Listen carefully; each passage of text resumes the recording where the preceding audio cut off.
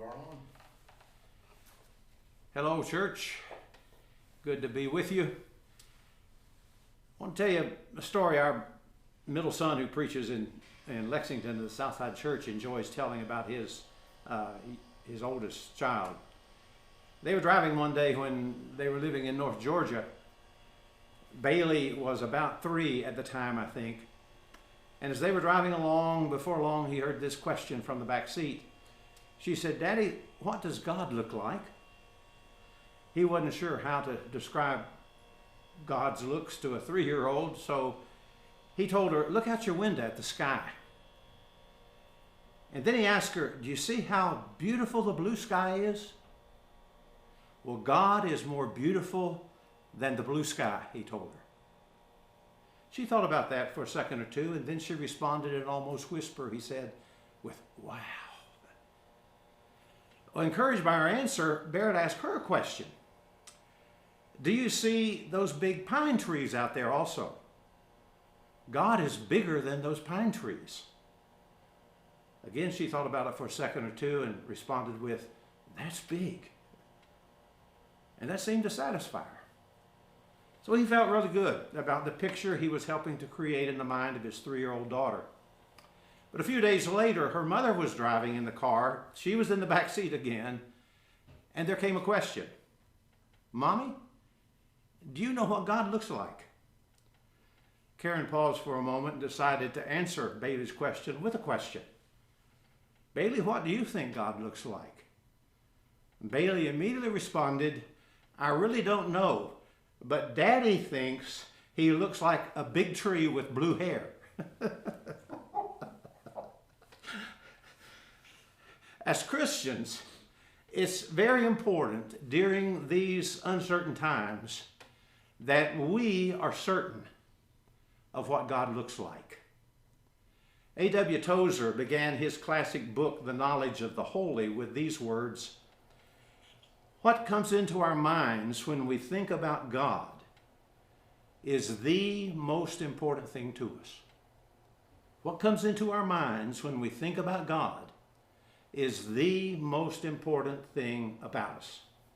You see, many people are trying to determine what God looks like through the lens of our current situation. And they'll ask questions like, how could a loving God allow a worldwide pandemic like this to happen? If he's really a good God, why does he permit so many people to die? And so I want to encourage us not to view God that way, but instead to look at our current situation through the lens of what we know God to look like. In the early 1950s, a British preacher, J.B. Phillips, published a little book that he called Your God is Too Small. I'm sure many of you have seen it and read it. Phillips' goal for the book was twofold. He wanted to explore and kind of expose the inadequate concepts of God which linger unconsciously in our minds and prevent us from getting a real clear glimpse of the true God.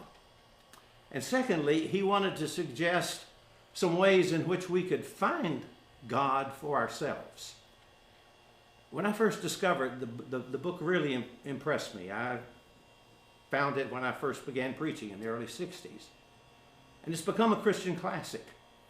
So much so that it still impresses me today, 60 years later. Phillips wrote at a time when the world had been completely turned upside down, just like today. Different from today, but like today. World War II had just been fought.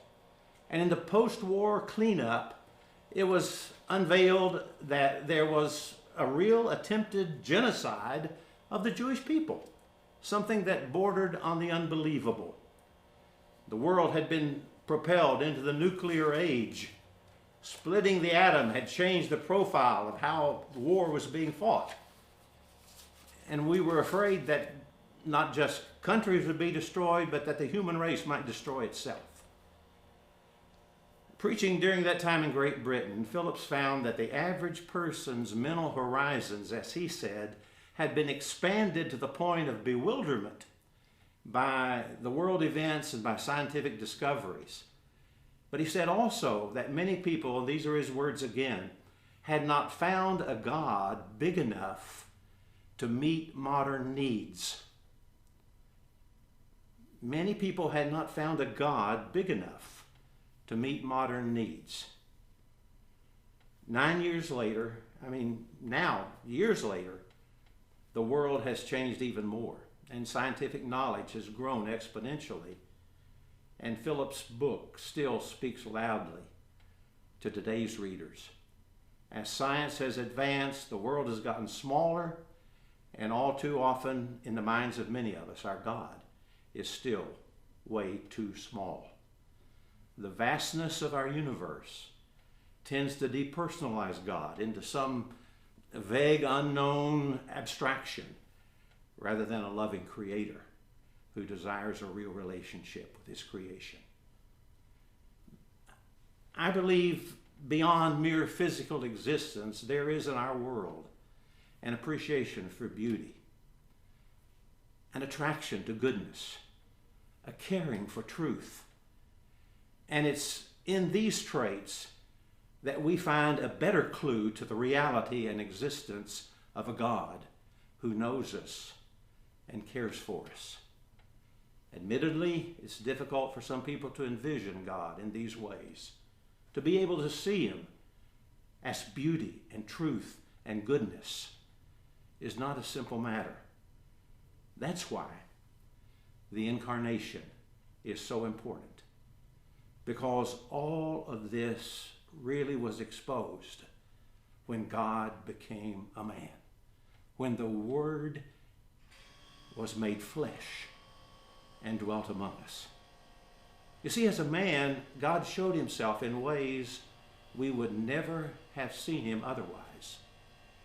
Jesus was not some super mystical holy man who seemed totally otherworldly, nor was Jesus the same run-of-the-mill kind of guy you could find on any street in any town. Jesus was a real man, a person of truth and goodness and beauty of character. Jesus exhibited the actions that correspond to those traits.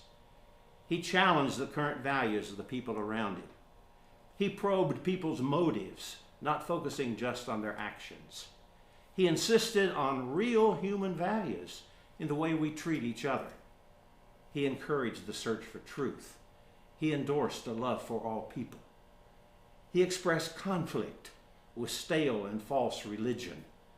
Instead, he called people to a relationship with God and with each other.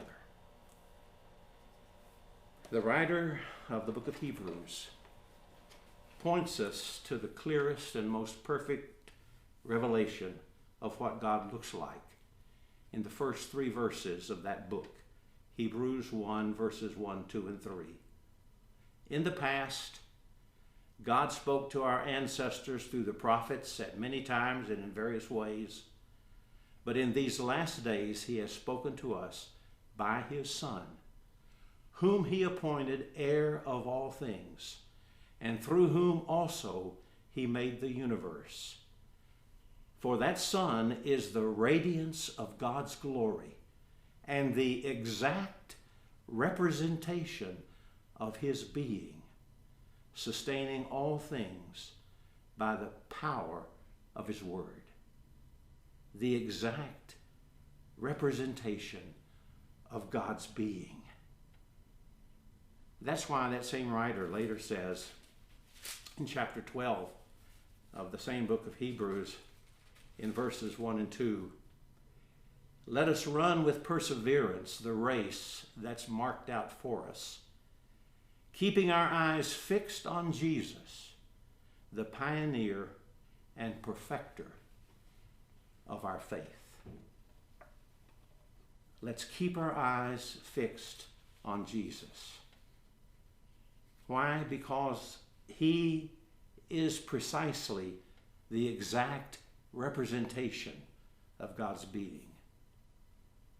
I think it's very important during these uncertain times that we're certain of what God looks like.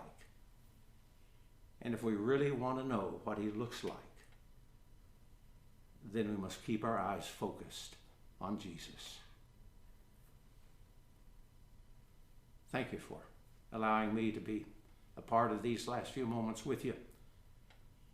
I pray that the grace of the Lord Jesus Christ, the love of God, and the power and presence and fellowship of the Holy Spirit will be with us all, now and forever.